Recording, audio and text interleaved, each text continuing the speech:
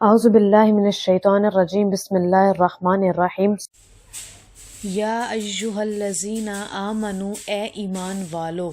لا تتخذوا الیہود، نہ بناؤ دوست یہودا یہودیوں کو، والنصارى اور نصارہ کو، اولیاء دوست، بعضهم اولیاء بعض، وہ آپس میں ایک دوسرے کے دوست ہیں، ومن یتولاہم منکم، اور جو شخص تم میں سے ان سے دوستی کرے گا، فَإِنَّهُ مِنْهُمْ، ان میں سے، ان اللہ لا يهدي القوم الظالمون، بے شک اللہ تعالیٰ ظالم قوم کو ہدایت نہیں دیتا۔ فَتَرَى الَّذِينَ فِي قُلُوبِهِمْ مَرَضٌ، سو آپ دیکھیں گے ان لوگوں کو، فی قلوبہم مرض، جن کے دلوں میں مرض ہے، یسارعون فیہم یقولون نخشی، کہ دوڑ کر ان میں گھسے جاتے ہیں اور کہتے ہیں، نخشا، ہمیں اس بات کا ڈر ہے، ان تصیبنا دائرہ، کہ ہم پر کوئی گردش نہ آ جائے، فعسى اللہ ان یأتی بالفتح او امر من عنده فیصبحوا، سو قریب ہے کہ اللہ فتح کو لے آئے یا اپنے پاس سے کسی اور چیز کو، من عنده، اپنے پاس سے، فیصبحوا علی ما اسروا فی انفسہم نادمین، پھر اس بات پر نادم ہوں گے جو انہوں نے اپنے دلوں میں چھپائی، وَيَقُولُ الَّذِينَ، اور کہیں گے وہ لوگ، آمنوا، جو ایمان لے آئے، ہؤلاء الَّذِينَ اقسموا بِاللَّهِ، جنہوں نے خوب مضبوطی کے ساتھ اللہ کی قسمیں کھائیں، جہد ایمانہم، کہ ضرور وہ تمہارے ساتھ ہیں، انہم لمعکم، ان کے اعمال اکارت ہو گئے، اعمالہم بالکل حبطت، ضائع ہو گئے، اعمالہم، ان کے اعمال، فاصبحوا خاسرین، جس کی وجہ سے یہ نقصان میں پڑنے والے ہیں۔ اب بات یہاں پر یہ آ رہی ہے کہ سب انسانوں کے ساتھ اچھے طریقے سے پیش آنا، انہیں کھلانا پلانا، ان کی حاجتیں پوری کرنا، یہ اور بات ہے، لیکن کافروں کے ساتھ دوستی کرنا جائز نہیں ہے۔ جب دوستی ہوتی ہے تو ظاہر سی بات ہے دوستی کے تقاضے پورے کرنے پڑتے ہیں، اور جن میں بعض باتیں ایسی بھی بتانی پڑ جاتی ہیں جن کے بتانے میں مسلمانوں کا کیا آتا ہے، نقصان آتا ہے، تو اسی لیے ان لوگوں سے دوستی کرنے سے منع کیا گیا۔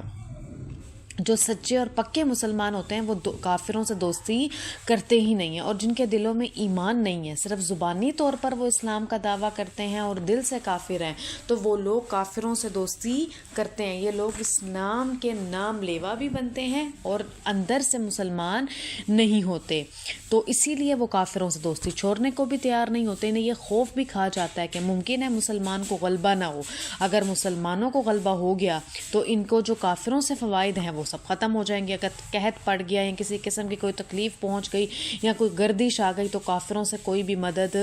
نہیں ملے گی، تو اس لیے ان کا خیال یہ کبھی بھی نہیں ہوتا کہ مسلمان کیا ہو جائیں،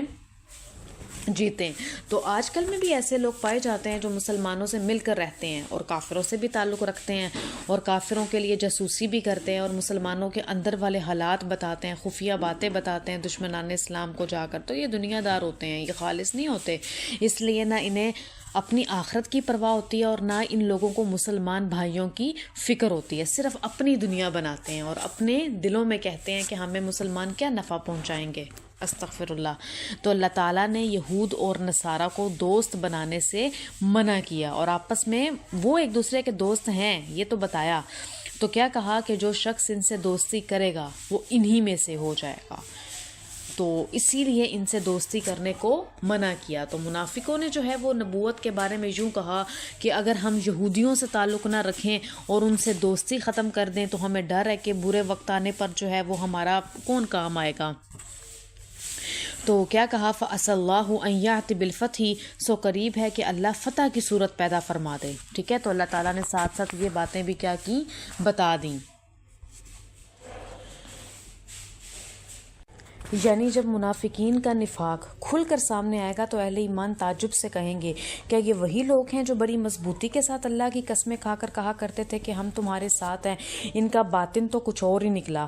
تو جھوٹے کو جب اپنی بات منوانی ہوتی ہے نا تو بار بار جو ہے وہ بڑی تاکید کے ساتھ قسمیں کھاتا ہے، اور منافقین بھی ایسا ہی کرتے تھے۔ تو سچے انسان کو کبھی بھی قسمیں کھانے کی ضرورت نہیں پڑتی، اس کے اعمال اور اخلاق سے ظاہر ہو جاتا ہے کہ یہ کتنا سچا ہے، تو قسموں کے بغیر ہی اس پر اعتماد ہو جاتا ہے۔ تو منافقوں نے جو نفاق کی چالیں چلیں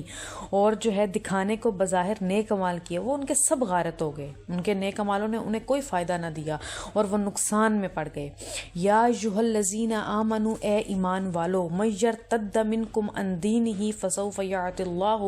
بقوم یحبہم ویحبونہ، اے ایمان والو تم میں سے جو شخص اپنے دین سے پھر جائے سو ان قریب اللہ ایسی قوم کو پیدا کر دے گا جس سے اللہ کو محبت ہوگی، ویحبونہ، اور وہ اللہ سے محبت کرنے والے ہوں گے۔ اذلۃ علی المؤمنین اعزۃ علی الکافرین، وہ مسلمانوں پر نرم دل ہوں گے اور کافروں پر زبردست ہوں گے۔ یجاہدون فی سبیل اللہ، وہ اللہ کی راہ میں جہاد کریں گے۔ ولا یخافون لومۃ لائم، اور کسی کو ملامت کرنے والے کو ملامت کرنے سے نہیں ڈریں گے۔ ذالک فضل اللہ یؤتی من یشاء، یہ ان پر فضل ہوگا اللہ تعالیٰ کا جس پر چاہتا ہے کرتا ہے۔ واللہ واسع علیم، اللہ تعالیٰ بڑی وسعت والا اور بڑے علم والا ہے۔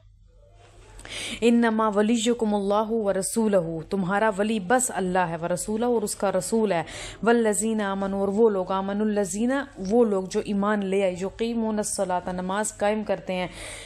ویؤتون الزکوٰۃ، اور زکوٰۃ ادا کرتے ہیں، وہم راکعون، اور رکوع کرنے والے ہیں۔ ومن یتول اللہ ورسولہ،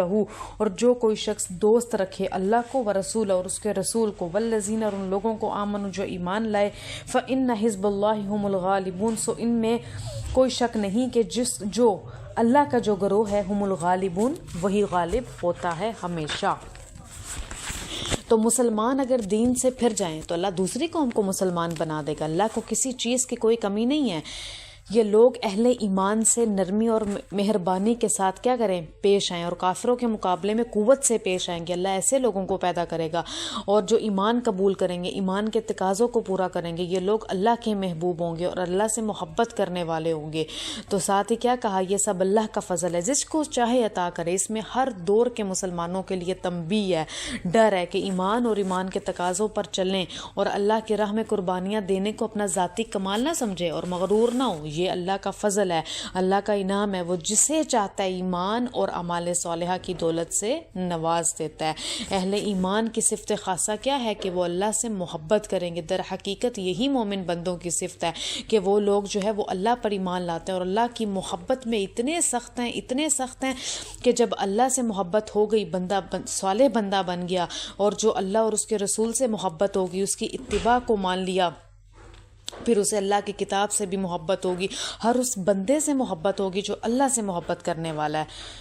حضرت انس سے روایت ہے، فرماتے نبی علیہ السلام نے فرمایا 3 خصلتیں ایسی ہیں جس کسی میں ہوں گی ایمان کی مٹھاس وہ محسوس کر لے گا، تو وہ ایک یہ ہے کہ اللہ اور اس کا رسول اس کو سب سے زیادہ محبوب ہوں گے، اور ایمان کی دوسری صفت یہ ہے کہ ان کے دل جو ہے وہ مومنوں کے لیے نرم اور کافروں کے لیے سخت ہوں گے۔ یہ لوگ ایمان والوں کے لیے نرم اور رحم دل ہوں گے اور کافروں کے مقابلے میں غلبے اور دبدبے والے ہوں گے۔ ٹھیک ہے، تو یہ لوگ جو ہے وہ اللہ، در حقیقت جب کافروں سے جو ہے وہ بیزاری ہونے لگ جائے نا، ان سے بغض اور دشمنی ہونے لگ جائے، تو یہاں سے پتہ چل جاتا ہے کہ انسان سچا کیا ہے، مسلمان ہے، اور کافروں سے شدید نفرت کرنے والا ہے۔ اہل ایمان کی تیسری صفت کیا بتائی کہ وہ اللہ کی راہ میں جہاد کریں۔ لفظ جہاد جہد سے لیا ہے، جس کے مطلب کیا ہے، محنت کرنا، کوشش کرنا، تکلیف اٹھانا، اللہ کا دین پھیلانے کے لیے، اس کا بول بالا کرنے کے لیے جو بھی محنت اور کوشش کی جائے وہ سب جہاد ہے، اور کافروں سے جو جنگ کی جائے وہ بھی جہاد کی ایک صورت ہے۔ تو کیا کہا، آخر کافر بھی تو مسلمانوں پر حملہ کرتے ہیں نا، تو ان کو قتل کرتے ہیں، ان کی دکانیں جلاتے ہیں، ان کے ملکوں پر قبضہ کرتے ہیں، سال ہر سال انہوں نے یہ خصلتیں لڑی ہیں۔ تو مسلمان دشمنی کا جواب دشمنی سے دیتے ہیں، تو اس اعتراض کا کوئی موقع بنتا نہیں ہے، تو اسی لیے مسلمانوں کو چاہیے کہ ان کا جواب بھی پتھر سے دیں کافروں کو۔ اللہ اور رسول اہل ایمان کے ولی ہیں۔ اہل ایمان کی دوستی کو صرف اللہ اور اس کے رسول اور اہل ایمان کی دوستی میں کیا کر دیا، بتا دیا کہ اللہ تعالیٰ اور اس کے رسول اور مومنین کے علاوہ اہل ایمان کا کوئی دوست نہیں ہے۔ اگر کسی دوسرے کو دوست بنایا، یعنی کہ مسلمانوں کو چھوڑ کر کسی دوسرے کو دوست بنایا، تو دھوکہ کھائیں گے، دنیا اور آخرت کا نقصان اٹھائیں گے۔ ساتھ ہی اہل ایمان والوں کی صفات بیان کی کہ یہ نماز قائم کرتے ہیں، ٹھیک ہے، جو کہ جانی عبادت ہے اور ایمان کی سب سے بڑی دلیل ہے، زکوٰۃ ادا کرتے ہیں جو کہ مالی عبادت ہے، وہ وہم راکعون، رکوع کرتے ہیں رکوع کرنے والوں کے ساتھ، یعنی کہ خشوع و خضوع کے ساتھ اللہ کے آگے جھک جاتے ہیں فرما برداری کے لیے۔ تو اللہ تعالیٰ نے ان کے عمل کی تعریف فرمائی، اور آیت کا سبب نزول حضرت علی کا عمل ہی ہے، لیکن الفاظ کا عموم جو ہے نا راکعین اور خاشعین اور متواضعین اور تمام زکوٰۃ ادا کرنے والوں کو شامل ہے، جو رکوع کرتے ہیں خشوع و خضوع کے ساتھ اللہ کے آگے جھکے رہتے ہیں۔ نماز میں تھوڑی سی حرکت کرنے سے نماز جو ہے وہ فاسد نہیں ہوتی۔ اور یہ بھی معلوم ہوا کہ نفلی صدقے کے لیے بھی لفظ زکوٰۃ کا استعمال کیا گیا۔ یہاں پر جو زکوٰۃ کا لفظ ہے نا، تو زکوٰۃ میں جو ہے وہ ایک تو وہ زکوٰۃ ہے جو ہم ہر سال دیتے ہیں، اور اس میں وہ لفظ بھی ہے کہ جو ہم نفلی صدقات وغیرہ دیتے رہتے ہیں، جو ہے ضرورت مندوں کی ضرورتیں پوری کرتے رہتے ہیں، تو اس میں وہ سب چیزیں بھی کیا آ جاتی ہیں، شامل ہو جاتی ہیں۔